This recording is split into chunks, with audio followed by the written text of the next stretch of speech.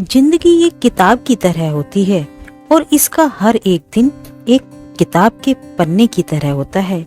इस पन्ने पर हम जो लिखेंगे, जिस तरीके से लिखेंगे, हमारी जिंदगी भी उसी तरीके की होती चली जाती है।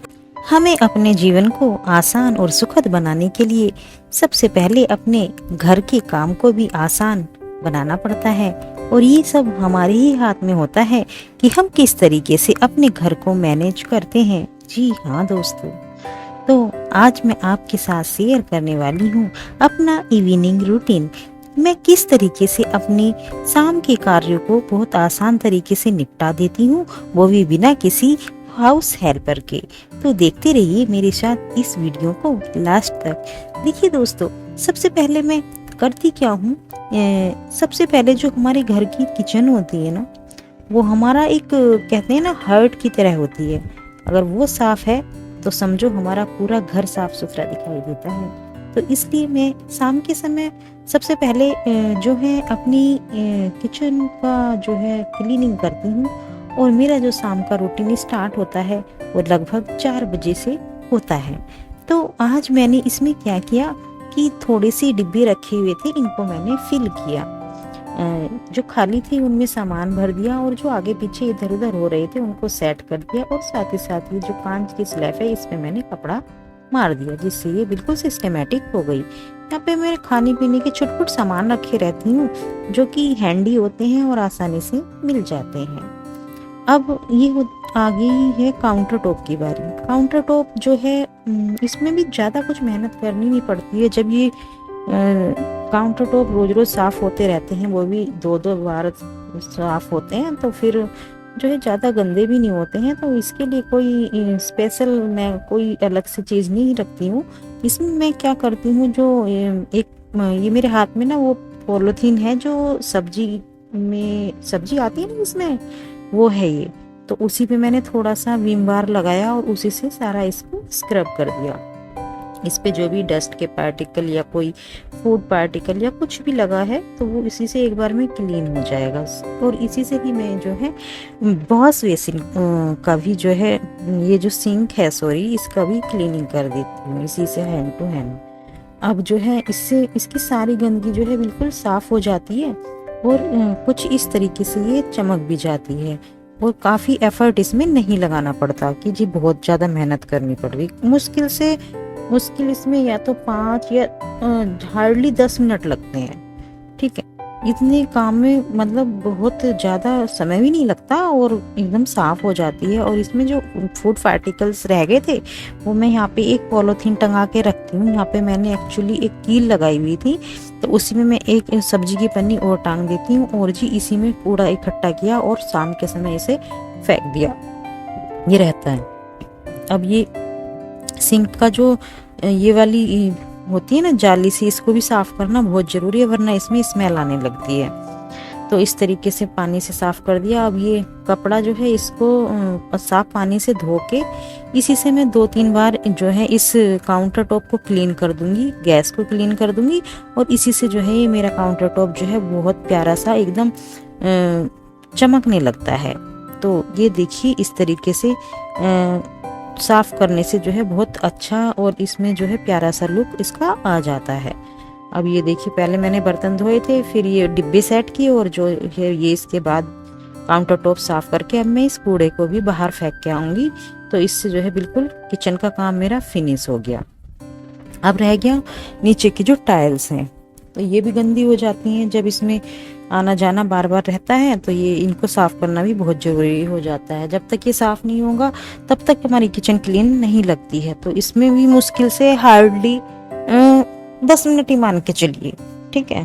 तो इसमें भी ज़्यादा टाइम नहीं लगता है। इसमें जो है साफ पानी लिया है मैंने, वो डाल दिया। पानी के डालने के बाद जो है सिंपल वाइपर से मैंने इसको पोंछ दिया है। पोंछने के बाद जो है यहाँ पे एक फैन लगा हुआ है वो चला देती हूँ, तो जी ये बिल्कुल साफ और सूख जाता है।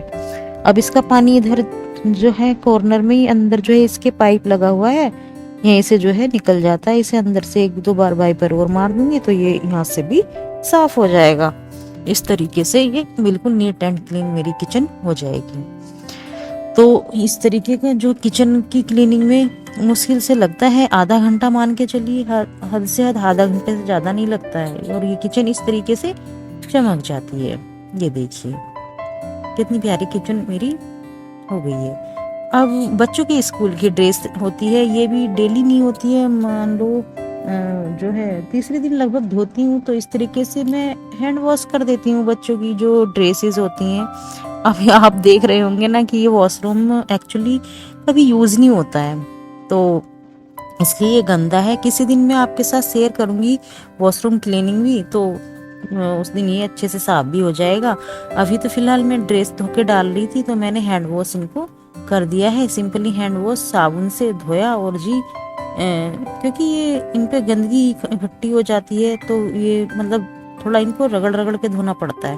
और मशीन में और सब कपड़ों के साथ डालने के बाद दिक्कत क्या आती है कि ये हल्के कलर की जो शर्ट्स होती हैं ये और मैली हो जाती हैं। इसलिए ना बच्चों की ड्रेस मैं अलग से ही धोती हूँ, और ज़्यादा टाइम भी नहीं लगता इसमें, और थोड़ा सा हाथों पैरों की एक्सरसाइज भी हो जाती है जब हम हाथ से कपड़े धोते हैं और बैठते हैं ना इस तरीके से। पहले क्या होता था दोस्तों, पहले की जो महिलाएं होती थी वो इसी तरीके से बैठ के कपड़े धोती थी, तो वो हेल्दी भी रहती थी, है ना। और आजकल ना इस तरीके से बैठना मतलब बिना किसी सहारे के बहुत मुश्किल हो जाता है, तो थोड़ी थोड़ी कोशिश हमें फिर भी करनी चाहिए, है ना।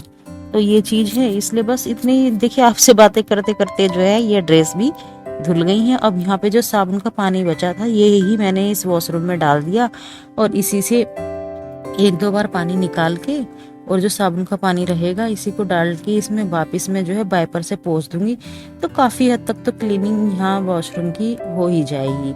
उसके बाद देखती हूँ एक आध दिन या 2 दिन में जब भी मुझे टाइम मिलेगा इसकी मैं क्लीनिंग आपके साथ ज़रूर शेयर करूँगी। मुझे भी काफ़ी गंदा लग रहा है ये देखने में, मतलब कि वॉशरूम इतना गंदा हो रहा है, पर कोई नहीं दोस्तों, इग्नोर करना प्लीज इस चीज़ को। बहरहाल पहले मैंने किचन क्लीनिंग की, फिर उसके बाद बच्चों की स्कूल की ड्रेस साफ कर दी, और जी अब देखते हैं क्या करना है। अब जो भी काम रहता है छुटपुट वो मैं इस तरीके से शाम के समय निपटाती रहती हूँ। आज ड्रेस का काम था, किसी दिन प्रेस का काम हो जाता है उस तरीके से। अच्छा, फिर मैंने चाय वगैरह बनाई, थोड़ी देर रेस्ट किया, उसके बाद जो है लगभग 5:45 का समय हो गया था। फिर मैंने शाम के डिनर की तैयारी करनी शुरू करी। तो जी आज मैं डिनर में बना रही हूँ लौकी की सब्जी। देखिए लौकी की सब्जी का क्या फंडा होता है, कम खाना पसंद करते हैं बच्चे, है ना। आपके बच्चे भी शायद कम खाते होंगे लौकी की सब्जी, मेरे बच्चे तो कम खाते ही नहीं है लौकी की सब्जी। तो इसलिए मैंने सोचा कि चलो, बच्चों ने जैसे ही देखा कि आज लौकी बन रही है तो उन्होंने पिज्जे की फरमाइश कर दी, तो उनके लिए पिज्जा आएगा। पर यह है कि चलो सब्जी रोटी बना लूँगी मैं फैमिली की और मेंबर्स के लिए, तो ठीक है। अब मैं इसे पहले इसमें मैं लौकी में डालती क्या क्या हूँ। लौकी है सिंपल, 2 आलू और टमाटर, प्याज, लहसुन और हरी मिर्च काट ली थी मैंने बाद में, हरी मिर्च। अब मैं इसे बनाती कैसे हूँ, पहले मैं इसमें जीरा डालती हूँ, ऑयल डालने के बाद फिर इसमें थोड़ी सी ना मेथी दाना डालती हूँ। आप भी ना ट्राई करना, इतनी टेस्टी बनती है मेथी दाना डालने के बाद जो लौकी की सब्जी है, इसका टेस्ट ही अलग बदल जाता है बिल्कुल। अब यहाँ पे प्याज जो है मैं फ्राई कर लूँगी, तेल में भून भान के अच्छे से बना लूँगी, और ये जब तक ब्राउन होगी थोड़ी सी से भूनती रहूँगी। भूनने के बाद जो है इसमें मैं जो है टमाटर और जी क्या है ये हरी मिर्च भी इसमें छोड़ दूँगी। कुछ एक समय इसे भी भूनूंगी, लगभग 5 या 7 मिनट भूननी है, बस ज़्यादा नहीं। और जी गैस मेरी तेज है, बिल्कुल हाई फ्लेम पे। अब इसमें जा रही है हल्दी, और जी फिर इसको भून लिया इस तरीके से। इसका कलर कुछ ऐसा हो गया है। अब इसमें गई है लौकी को ना ज़्यादा नहीं भूनना चाहिए, मैंने सुना है कि ज़्यादा भूनने से लौकी देर से गलती है, तो मैं इसे भूनती नहीं ज़्यादा, बस 1-2 बार घुमाया इसमें चम्मच को, और बस जी इसमें पानी डाल दिया थोड़ा सा, और इसका जो है कुकर का अब ढक्कन लगा के, और जी बिल्कुल थोड़ा हाँ सॉरी नमक और रह गया, नमक डालिए स्वादानुसार, भूल मत जाना नमक डालना, मैं तो भूल ही गई थी लगभग, पर ध्यान रखना आप लोग, है ना। तो इस तरीके से जो है लौकी की सब्जी अब बंद कर देनी है। अगर आप कुकर में बनाते हैं, मैं कुकर में ही बनाती हूँ पर्सनली, मैं बताऊँ आपको। और इसमें जो है 1-2 विशल्स आ जाए, छोटा सा बनाने के लिए ना 2 विशल्स मैं लगा देती हूँ इसमें। अब देखिए क्योंकि बच्चों के लिए आ रहा है पिज्जा और जी, तो इसलिए मुझे आटा भी कम लगाना है। और साथ ही साथ जैसे ये इधर तो बन रही है हमारी सब्जी, और जैसे इसमें सीटी आएंगी ना उतनी देर में मेरा आटा लग के तैयार बिल्कुल रेडी हो जाएगा। और अभी तक इसमें सीटी आई नहीं है, और उसके लगाने से पहले ही मेरा जो आटा है वो लगकर हो जाएगा तैयार। आटे को ना इतना मलना चाहिए जो कि परात में लगा ना रह जाए, बिल्कुल इतना मसल दो उसे अच्छे से कि परात बिल्कुल हमारी साफ हो जाए। कहने का मतलब ये है कि उसकी एक सही टेक्सचर उसमें आ जाता है आटे में। अब रख दो इसको थोड़ी देर ढक के। अब जी इधर मेरी सीटी भी आ गई थी और मैंने उसको गैस पे से उतार दिया। सीटी आने के बाद इतने आटे को भी रेस्ट मिल गया, और अब मैंने ये सूखा आटा लिया। अब मैं बनाऊंगी रोटियां बनेंगी थोड़ी, क्योंकि जो है वही बार बार बताने वाली बात ही नहीं मैं ये कि भाई बच्चे पिज्जा खाएंगे। और जी रोटियां इस तरीके से मैं सेक भी हूँ सिंपली। थोड़ा ये रहता है कि मुझे ना पतली रोटियां ज़्यादा पसंद है, और थोड़ी सी बड़ी और पतली रोटी, तो मैं उस तरीके की रोटियां बनाती हूँ। ये देखिए अब जल्दी जल्दी मेरी इधर रोटियां लग जाएंगी। इतने रोटियां बना लूंगी मैं, सेक के रख लूंगी। इतनी देर में जो है बच्चों का भी खाने पीने का आइटम आ गया था। अब जैसे मेरी रोटियां बनेंगी इतने हमारा डिनर भी तैयार हो जाएगा।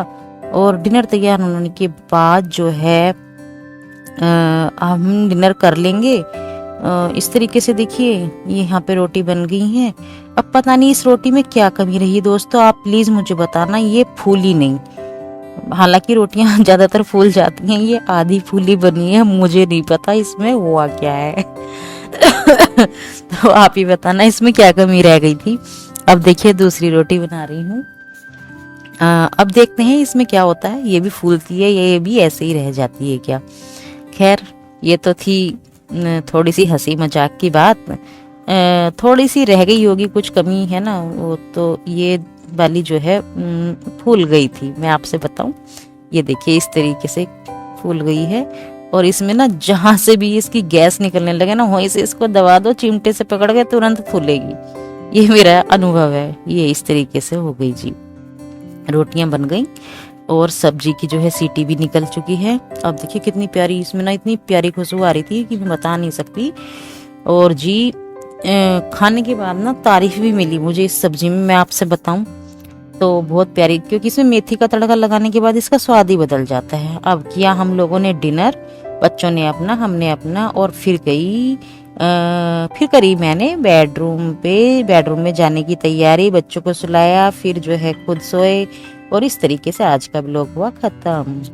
वीडियो किसी भी वजह से आपको अच्छा लगा है तो प्लीज चैनल को सब्सक्राइब किए बिना मत जाना। Thank you very much.